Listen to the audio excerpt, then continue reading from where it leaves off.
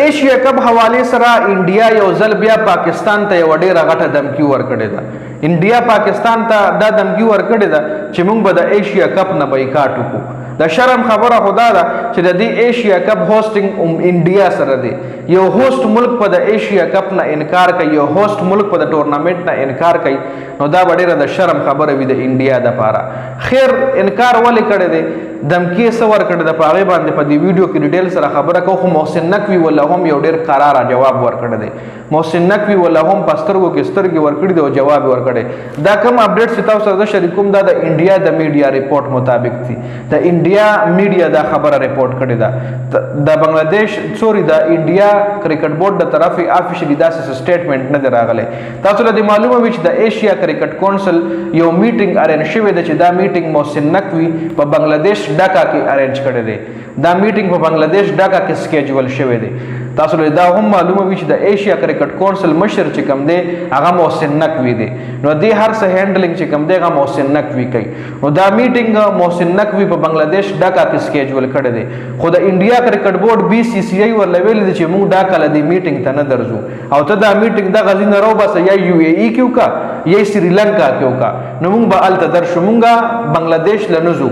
د بنگلادیش او د انډیا هم کې دیش سیاسي حالات خراب شوي وي، سیاسي ګډې بډې د دواړو ملکونو شروع شوي وي. نو کې دیشي په دې وجه باندې اوس انډیا هم بنگلادیش ته د تلو نه انکار کړی دی. ګونه انډیا که تاسو ګورئ اکانمي لحاظ سره په ایشیا کې د پاکستان نه ښه ملک دی، د بنگلادیش نه ښه دی، د سریلانکا نه ښه دی. ښه د هغوی چې کوم مخ په ترقۍ پرسنټیج دی غیر ټولو ملکونو نه سیوا دی. خو بیا چې کله هغوی داسې ان پروفیشنل نیوز راشي، ان پروفیشنل خبره راشي، نو بیا وایي چې مړه ستاسو په داسې ترقۍ باندې لانه چې تاسو تر اوسه پورې دومره ګټ یا سوچ لای. لکه سپورټس او سیاست ولې انوالو کوئ تاسو؟ لوبه او سیاست تاسو ولې خپلو کې انوالو کوئ؟ سیاست چې کوم دی د دوه ملکونو منځ کې بغاوت راوستی شو، خو لوبه یو داسې شی دی او سپورټس داسې یو شی دی چې دی د دوه ملکونو ترمنځ دوستي راولي.